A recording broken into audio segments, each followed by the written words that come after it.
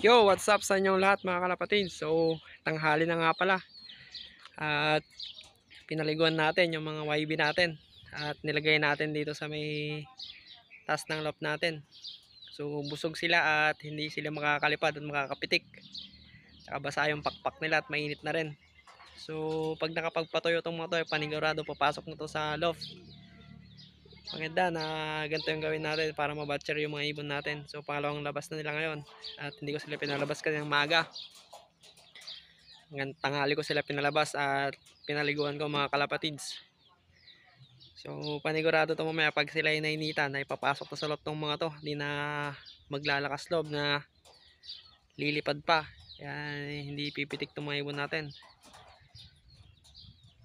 So ganito lang yung gawin nyo mga kalapatids para mabatcher yung mga YB natin.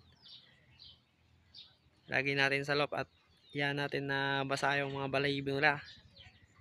So update ko na lang kayo mamaya pag makakapasok na tong mga YB natin. Mamayang medyo mainit siguro papasok na tong mga to.